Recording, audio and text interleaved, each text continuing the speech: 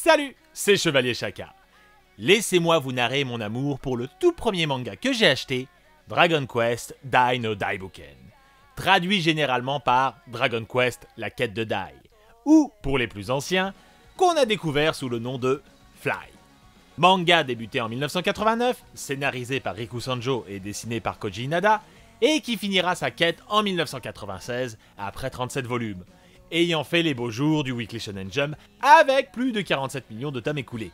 Rattaché à la célèbre licence de JRPG du même nom, développée par ceux qu'on appelait avant simplement Enix, le titre propose une aventure inédite et se démarque donc des habituels mangas dérivés de jeux vidéo à succès. Ayant eu une première mouture animée de 46 épisodes, couvrant les 9 premiers tomes, ainsi que 3 films, le manga connaît à nouveau les honneurs d'une adaptation télévisuelle en 2020, toujours par le studio Toei Animation, avec comme promesse une plus grande fidélité et surtout, qui ira jusqu'au bout. Mais de quoi ça parle ? On suit les péripéties de Dai, jeune garçon aux origines mystérieuses, qui a échoué sur l'île de Dermlin lorsqu'il était bébé. Élevé parmi les monstres, il rêve de devenir un jour un héros. C'est alors que le destin le met sur le chemin d'Avan, précepteur de héros, et de son disciple Pop, qui cherche de nouveaux talents pour affronter le roi du mal ressuscité. Et alors qu'il suit son entraînement intensif, c'est le moment que choisit le soi-disant roi du mal, Adlar, pour les affronter, et leur annoncer qu'un être encore plus puissant menace le monde, l'empereur du mal, Wyrm. Dai et son nouvel ami partent alors à l'aventure afin de vaincre son armée et ses 6 légats. L'histoire reprend donc le canevas habituel du récit d'Heroic Fantasy / RPG et les codes du shonen neketsu à l'ancienne, dans ce qu'il peut offrir de mieux. Car Dragon Quest la quête de Dai, c'est une pépite oubliée, un classique inconnu, une gemme sous-cotée, et il faudrait en parler beaucoup plus. En tout cas, c'est ce que vous avez sans doute déjà entendu un bon paquet de fois. À tel point que Dai, c'est un peu le manga méconnu le plus célèbre, si vous voulez mon avis. Parce qu'avec 3 éditions dans l'Hexagone et un anime légalement disponible sur 2 plateformes de streaming, ce n'est pas l'idée qu'on peut se faire d'un titre oublié. Cela dit, il est vrai que pour une série si souvent plébiscitée, on peut s'étonner de voir le peu d'engouement qu'elle provoque à chacune de ses comebacks, alors que tout semblait pourtant réuni pour être un classique chez nous. Le premier anime diffusé au Club Dorothée, un manga publié en intégralité, basé sur une franchise réputée, dont le design est signé par un mangaka des plus célèbres chez nous, Akira Toriyama, le papa de Dragon Ball. Mais rien n'y fait. La quête de Dai ne fait pas des mules, et on peut légitimement se demander pourquoi. C'est ce que nous allons faire. Et bien entendu, si j'évite trop les gros spoils, vous connaissez la musique, il y en aura inévitablement. On est tout bon ? Alors c'est parti. D'abord, penchons-nous sur ce qui nous est parvenu en premier, l'adaptation anime de 1991. La diffusion commence dans le Club Dorothée, vers 1994 et 1995, et la série sera diffusée intégralement. On peut donc s'imaginer que dans de telles conditions, son statut d'œuvre culte était assuré. Aux côtés de Dragon Ball Z, Senseiya et Sailor Moon, les poids lourds de la Toei étaient réunis en France. Mais en réalité, Fly à l'époque, ça n'intéressait pas grand monde. Moi-même, je ne me suis mis que très tardivement à suivre la série. La raison ? On peut supposer que son arrivée tardive n'a pas joué en sa faveur. Dites-vous bien qu'en 1995 sortait le film Fusion et l'attaque du dragon dans les salles françaises. Gohan avait affronté Cell et nous fantasmions tous sur le Super Saiyajin 3. Oui, à l'époque, on trouvait ça tous trop classe. Autant dire que face à tant de badasseries viriles, les péripéties d'un petit garçon qui va affronter l'armée du mal avec son petit glaive, ça ne faisait pas rêver les gamins dans la cour d'école. Qui plus est, l'heroic fantasy japonaise, et la fantasy tout court, à cette époque, ce n'était pas quelque chose qui nous était très familier. Les JRPG se faisaient rares et la fantasy occidentale était pour un public plus âgé. Peu coutumier de ces codes, difficile de fantasmer sur des personnages en armure et qui jettent des petites boulettes de feu, quand nos héros de l'époque terraformaient les planètes ou balançaient des météores dévastateurs sur fond de constellations. Oui, il y avait des armures aussi, mais c'était pas pareil. Bref, mauvais timing, avec une imagerie peu à la mode, Fly n'a pas passionné les foules. Pourtant, coup de théâtre, les droits du manga sont acquis par un nouvel éditeur sur le marché, et pas n'importe lequel s'il vous plaît, les fameuses éditions J'ai lu, qui ont fait le bonheur d'un grand nombre de rayons manga des CDI en son temps. Et je sais ce que beaucoup ont dit à propos de cette édition à l'époque, elle était exécrable, papier de mauvaise qualité, traduction scandaleuse... En gros, c'était un travail d'amateur, et puis c'est tout. Et l'anonymat du manga leur incombe en partie. Eh bien, laissez-moi faire une petite aparté et contrebalancer ces avis.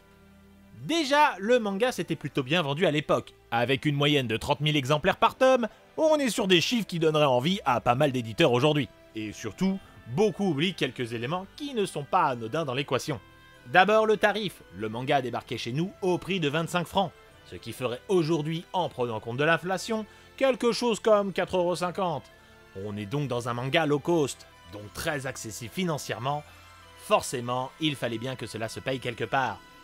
Et même si le prix des tomes n'a fait qu'augmenter, on restait bien en dessous du tarif proposé par les gros éditeurs. Ensuite, le manga conservait beaucoup d'éléments de l'édition originale, comme les fiches techniques, les illustrations sous les jaquettes ou les préfaces, ce que tous ne faisaient pas. Hein, Glénat?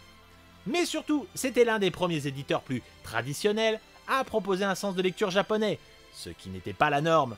Pensez donc, même des éditeurs historiques comme Tonkam retournaient leurs planches. Et ce sens de lecture atypique pour l'époque était accompagné de cases numérotées, afin d'aider à s'y accoutumer. Et c'était une sacrée bonne idée. Le petit Chaka de l'époque les remercie. Alors oui, ce n'était pas la plus belle édition du monde, et elle a plutôt aujourd'hui mal vieilli, mais rendons à César ce qui lui appartient. Un éditeur historiquement axé littérature format poche qui se met à publier du manga sans se cacher derrière un autre nom, en le proposant à un tarif ultra compétitif, il n'y en a pas eu tant que ça. Et même si des erreurs furent commises, on ne peut pas leur retirer le mérite de l'avoir publié. Ça et beaucoup de titres emblématiques, faisant preuve d'une vraie intelligence éditoriale. À une époque où le manga avait besoin de gagner ses lettres de noblesse, j'ai lu et peut-être l'éditeur qui le traitait finalement avec le plus d'égard. Oui, j'assume. Mais revenons au sujet. Le titre sort intégralement chez nous et fait ses ventes, puis disparaît, ainsi que j'ai lu du marché du manga. Pour finalement revenir en 2007 chez l'éditeur dont l'emblème est aussi un dragon, dans une édition plus qualitative. Traduction revue, objet de bien meilleure facture, et tous les 5 tomes, le titre était recouvert d'une jolie dorure. Bon, à l'écran là ça se voit pas, mais ça brille. Ah, et en parlant de couverture, si vous voulez savoir pourquoi elles sont différentes de l'édition japonaise, c'est simple, l'éditeur français voulait les moderniser. Du coup, recto, c'est Bleach, verso, c'est One Piece. Voilà, ça c'était pour l'anecdote qui sert à rien. Le souci ici, c'est que le manga sort un peu de manière anonyme. Notre petit Dai n'est plus tout jeune désormais. Qui a envie de lire un titre datant de 1989 en 2007? Encore une fois, le succès est d'estime, mais ça ne prend pas. Jusqu'en 2019, où les premiers trailers pour la nouvelle adaptation par la Toei débarquent sur la toile. Et là, ça y est, c'est l'euphorie. La hype est lancée, tout le monde commence à en parler. Dragon Quest Dai est de retour, cet anime qu'on regardait pas, ce manga qu'on n'achetait pas, va enfin avoir le droit à l'adaptation qu'il mérite. Parce qu'on attendait que ça pour dire que c'était génial en fait. On va manger Gucci les gens. Bon par contre, pourquoi vous voulez tous manger un sac à main en fait? Bref, ça y est, l'anime va enfin donner l'exposition dont avait besoin la série pour être reconnue à sa juste valeur. La preuve, c'est que désormais, personne n'en parle. Enfin si, le titre avait gagné son culte de fidèles depuis le temps, et certains continuent de chanter ses louanges, mais ce sont finalement les mêmes qu'avant. La hype n'a pas duré. La faute à l'anime? Un peu. Vous le savez, je n'aime pas parler de studio et préfère me concentrer sur le staff. Mais apportons une nuance. Il est quand même vrai qu'un studio a forcément une certaine réputation. Un passif sur le comment les animes sont traités en général. Est-ce que le budget est bon, le staff est suffisant, bien payé, les délais raisonnables, etc. Tout ça, c'est un peu le studio qui l'apporte, un peu comme un cadre. Et forcément ici, on parle de Toei Animation. Studio historique, ayant abreuvé ma génération d'adaptations du Weekly Shonen Jump, dont la première version de Dai. Forcément qu'il serait de la partie pour cette nouvelle mouture. Sauf qu'entre-temps, leur réputation s'est quelque peu écornée, principalement avec le meilleur cheval de l'écurie, Dragon Ball Super. Oui, la Toei a ses fulgurances, et compte dans ses rangs des animateurs de talent. Mais il garde l'image d'un industriel de l'animation, avec ses animes fleuves et techniquement inégaux. À une époque où les gros blockbusters d'animation jouent exactement sur une philosophie opposée, forcément que ça n'allait pas jouer en la faveur du Chevalier Dragon. De surcroît, à raison dans les premiers épisodes. Censure à outrance, découpage approximatif, rendant certains combats ridicules, le premier affrontement contre Crocodile par exemple, la première impression est plus que mitigée. Elle est même plutôt mauvaise, et ça même parmi les fans de la franchise. Alors imaginez conquérir un nouveau public avec une telle entrée en matière, c'était pas mal se fourvoyer. Oui, les choses s'améliorent grandement par la suite, et je peux vous dire qu'aujourd'hui l'adaptation, si elle n'est pas la série la plus impressionnante qui existe, est de très bonne facture, et que le charme opère toujours autant. On reviendra sur ce point.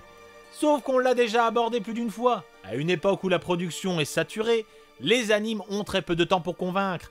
Alors espérer que les gens tiennent 10 épisodes avant que les choses se mettent bien en place, c'est impensable. Encore une fois donc, malgré la qualité indéniable de cette adaptation animée, elle ne convaincra que ses fidèles les plus anciens. Et dans un sens, comment le reprocher? On est quand même face à une série très à l'ancienne dans son approche, et aucun effort n'a été fait pour rendre Dai plus dans l'air du temps. Aussi parce que la cible principale, c'est le public japonais. Et pour le coup, c'est un pari gagnant puisque la série a très bien marché au pays du soleil levant. Sauf que pour un occidental, ce n'est peut-être pas suffisant. Je serais du genre à dire qu'effectivement, les chara-design et le rythme ultra soutenu du manga tiennent encore plus que la route aujourd'hui, mais cet anime avec sa palette de couleurs renforce forcément le sentiment que on regarde un anime de gosse. Tout est flashy, saturé, loin des ambiances dark et badass à la mode actuellement. Ajoutez à ça Square Enix qui a imposé une bible des sorts afin que tous les supports utilisent les mêmes traductions. Alors sur le papier c'est très bien, mais quand celle-ci semble avoir été faite par un enfant écrivant son premier scénario de Donjons et Dragons, c'est plus délicat. Passe encore les grandes crosses qui deviennent Cruciblast, mais les crams, méga crams ou encore patatrac, forcément cette image de série à destination des enfants va coller à la peau de Dai et sa clique. Les seuls changements qu'apporte cette adaptation sont de l'ordre de la censure, jusqu'à ce que le staff soit certain d'aller au bout de l'aventure et décide de se lâcher. Il n'empêche que les choix sont parfois assez perturbants. Ainsi, Mam n'a plus le droit d'avoir les jambes apparentes, et elle portera désormais des collants. Et c'est... génial. Augmenter le type qui a eu l'idée, je me demande même si ça ne sexualise pas finalement plus le personnage qu'avant. Non, parce que si c'était des plans culottes qui posaient souci, on a des personnages qui ont déjà résolu le problème. Mettez-lui un legging ou un cycliste. De toute façon, les gens qui veulent fantasmer sur Mam trouveront toujours un moyen de le faire, donc cette censure est assez inutile. Et cela donne plutôt le message qu'une femme n'a pas le droit de se dévoiler sans que ce soit soudainement un problème. Maintenant, ce point est assez anecdotique, je voulais juste souligner que je validais cette censure. Pendant ce temps, Delcourt Tonkam avait annoncé une réédition du manga version de luxe qui sera lancée quand l'anime entrera dans sa dernière partie. Encore une fois, l'éditeur loupe le coche, comme la cavalerie toujours en retard. Car même si c'est un triste constat, un manga aujourd'hui n'a d'intérêt que s'il est en avance sur son adaptation. Or, débarquer avec des premiers tomes ayant pris de l'âge alors que l'anime arrive dans ses derniers moments et donc ne sera pas rattrapé par la publication française, quel intérêt pour le nouveau public? D'autant qu'aussi soignée soit cette édition, elle est assez petite et plutôt coûteuse. Je ne suis pas éditeur, mais proposer les tomes à 12 € pièce pour un format poche, papier de qualité et page couleur ou pas, comparé à ce que l'on peut avoir pour quelques euros de plus, ça paraît disproportionné. Encore une fois, pour un titre qui n'a qu'un succès d'estime et qui doit encore convaincre qu'il vaut la peine de débourser son argent. Alors oui, c'est une chance que le manga soit réédité, mais une fois de plus, les choix qui ont été faits sont assez discutables. Non vraiment, Dai n'est pas aidé. Sauf qu'en fait, depuis le début, on parle d'édition, on parle d'adaptation, de censure, de prix, de tout un tas de trucs. Mais on ne parle pas vraiment de Dragon Quest Dai no Daibuken. Et vous savez quoi? Quand j'ai commencé l'anime, j'ai un peu douté. J'ai commencé à me dire, peut-être que je suis aveuglé par ma nostalgie. Peut-être qu'en fait, c'était pas si bien que dans mes souvenirs et que Dai... c'est ringard? Mince, peut-être que ça ne marche tout simplement pas parce que c'est vieux et pas si bon. Sauf que plus les épisodes avançaient, plus je rentrais dedans à nouveau, au point que j'ai relu pas mal de tomes en parallèle, juste pour le plaisir. Donc non, ça n'a pas vieilli. Ou en tout cas, je suis toujours sous le charme. Alors, laissez-moi vous expliquer pourquoi. Dai, c'est un manga qui pour moi synthétise mieux que tout autre deux gros succès de la même époque, Saint Seiya et Dragon Ball. Dragon Ball pour la partie évidente qui est le chara-design, ainsi que le bestiaire littéralement repris à Toriyama, mais aussi pour son sens du découpage ultra dynamique, ce qui fait que le titre ne vieillit finalement pas tant que ça d'un point de vue technique. Hormis les premiers tomes un peu datés, l'ensemble tient encore facilement la route aujourd'hui et l'action, importante pour un Neketsu, continue d'être haletante et met en respect beaucoup de titres bien plus récents, prouvant la force du découpage et des choix des compositions du mangaka. Puis il y a son aspect chevaleresque, digne du manga de Kurumada. On a des adversaires nobles, chez qui un combat loyal est plus important que la victoire. Des ennemis au sens de l'honneur forts, d'autres fourbes.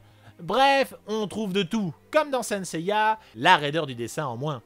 C'est un peu le meilleur des deux mondes qui se rencontrent, et personnellement des trois titres, c'est celui qui me touche le plus. Et l'on parle des personnages, mais ce n'est pas pour rien, car derrière le manichéisme de certains, c'est sans doute le point le plus fort du titre. Soyons francs, l'aspect Grande Guerre n'a que peu d'intérêt. Pas de vision claire d'un point de vue géographique, ni de temporalité. On dit juste telle armée a fait tomber tel royaume. Pas de quoi se régaler pour les fans de bataille rangée. Encore moins quand soudainement le trait de Toriyama dessert finalement le titre en étant un peu trop... enfantin. Difficile de penser qu'un royaume serait menacé par une armée qui semblerait échapper d'un zoo. Nous sommes sur une base de JRPG, et ce n'est jamais l'aspect qui a prôné. Ce qui compte, ce sont, je l'ai dit, les personnages. Et à ce niveau-là... Eh bien, si vous voulez savoir en quoi il se démarque de Dragon Ball et Senseiya, on y est. Car mine de rien, Dai a changé pas mal de choses et inspiré plus de titres qu'on l'imagine. Commençons bien sûr par le personnage principal, Dai, jeune garçon qui possède un pouvoir caché et souhaite devenir un héros, avec un sens moral irréprochable. Et pourtant à l'époque, les héros étaient plutôt du genre impossible à déstabiliser. Goku, Seiya, Ranma, Ken, des personnages avec des défauts certes, mais dans le fond, rien ne les faisait douter. Des vrais rocs psychologiques. Dai est un gamin, orphelin, qui se questionne sur qui il est, d'où il vient. Il va connaître le deuil, voir ceux qu'il cherche à défendre le rejeter, et connaître un échec cuisant contre son némésis ultime, avec la pression de ses compagnons qui se diront « Oui, mais c'est Dai le héros, il va forcément y retourner !» alors qu'il ne souhaite que fuir. Dai est certes le personnage élu classique de tout shonen neketsu, avec des pouvoirs qu'on qualifierait de cheatés aujourd'hui, mais ses réussites ne se feront jamais sans douleur, elles auront toutes un prix, et le tribut sera parfois lourd à payer. Pour l'époque, dans un neketsu, ce n'était pas monnaie courante. Donc oui, Dai est un excellent personnage principal, qui fait probablement partie de ceux qui ont ouvert la voie à un peu plus de failles dans les icônes du Shonen Jump. Mais pas de chance pour lui, il existe un autre personnage qui est bien meilleur et qui l'éclipserait presque entièrement. Pop. Si vous demandez à un fan de Dai son personnage favori, la plupart du temps, demandez-lui plutôt « En dehors de Pop, qui est-ce que tu préfères ?» Sinon, vous allez avoir toujours un peu la même réponse. Parce qu'en réalité, Pop serait presque le vrai personnage principal de l'histoire. Si Dai fait figure de modèle, Pop est celui auquel on s'identifie le plus. Apprenti mage venant d'une famille modeste, sans origine lui donnant de pouvoir héréditaire, paresseux dans son entraînement, lâche, arrogant, pervers, c'est justement pour toutes ces raisons que ce disciple d'Avan est le plus marquant, car c'est celui dont l'évolution est la plus passionnante et également la plus en phase avec les vrais codes du Neketsu. Celui qui va dépasser sa condition, s'entraîner sans avoir de disposition particulière, celui qui va aller se battre avec la peur au ventre, mais qui va quand même y aller, et celui qui aura une vraie romance qui ressemble vraiment à quelque chose, où il va devoir y mettre de sa personne pour conquérir celle qu'il aime. Pop, c'est celui qui nous fait croire qu'on peut changer et réussir, qu'on peut partir de rien et devenir vraiment quelqu'un de respectable, quitte à aller contre sa propre nature. En bref, un héros. Et ça, sans finalement sortir une destinée de derrière les fagots dans les derniers tomes. Et je ne parle que des deux personnages principaux, mais Dai et sa clique contient bon nombre de protagonistes intéressants, dans un camp comme dans l'autre. Et même si parfois l'archétype de certains a forcément pris du plomb dans l'aile, et que l'on frôle parfois le ridicule avec des discours chevaleresques un peu trop enflammés, jamais la ligne n'est franchie. Bon alors, si le matériel original reste de qualité et que l'adaptation n'est pas si mal, pourquoi ça ne prend pas? En fait, la réponse la plus probable est peut-être la plus simple, mais aussi la plus désagréable à entendre. Dragon Quest? Bah on s'en fout. L'Heroic Fantasy en général même, on l'a dit au début, en France ce fut pendant longtemps un genre de niche, associé aux adolescents, aux geeks, bref, mettez le sobriquet que vous souhaitez. Mais globalement, les histoires de sorciers avec des grands chapeaux pointus qui tapent des gobelins, ça n'a jamais attiré grand monde. Oui, les lignes ont quelque peu bougé de ce côté-là avec le temps, et des films comme Le Seigneur des Anneaux ou des séries comme Game of Thrones ont quelque peu déridé le public à ce sujet. Mais dans quel style? Quand la fantasy trouve ses lettres de noblesse chez nous, c'est quand elle s'apparente à de la low fantasy, soit des titres d'abord avec une composante médiévale forte et avec une petite touche de fantastique. En tout cas, il faut que cela se prenne très au sérieux, avec une ambiance très sombre et mature. Et ce n'est en aucun cas un reproche, mais ce n'est qu'une des approches possibles du genre, qui est bien plus riche que ça. Et ce constat touche bien entendu le manga. Berserk, c'est viril et mature. Dai, bah, c'est pour les gosses. Et encore, il aura fallu 3 éditeurs et les films de 2012 pour que le manga de Miura décolle vraiment chez nous. Avant, les anciens s'en rappelleront, Berserk, c'était un titre de niche. Même le jeu vidéo en a souffert. Or, Dragon Quest Dai, à l'époque où c'est arrivé chez nous, les jeux dont il s'inspirait n'étaient même pas disponibles. Et quand le JRPG s'est finalement popularisé, c'est sous l'impulsion de son grand concurrent direct de l'époque, Final Fantasy. Et très précisément, le 7ème volet. Ce qui n'est pas anodin, puisque même si d'un RPG il s'agissait, on était bien loin d'une ambiance féerique.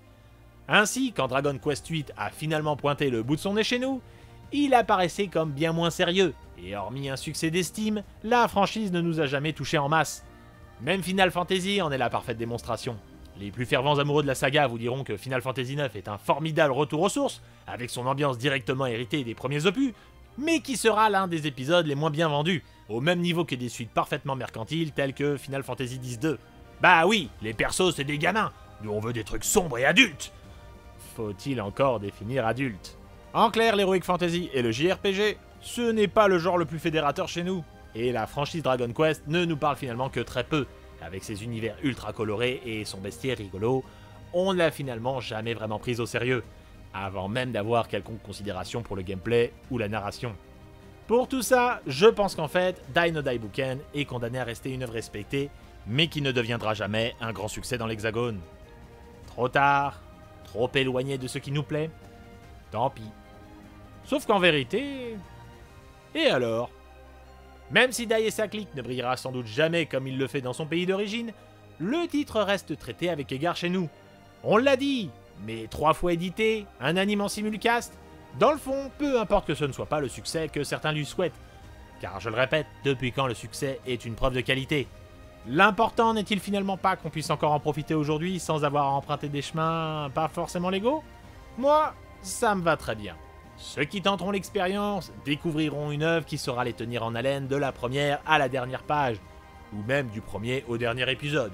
C'est comme vous voulez. Ceux que ça n'intéresse pas, eh bien... ils ont le droit, non? En tout cas, moi, je ne peux que vous encourager à tenter l'expérience.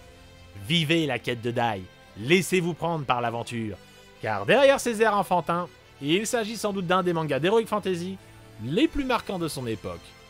Et l'un des plus marquants pour moi aussi. Merci d'être passé me voir, et à une prochaine!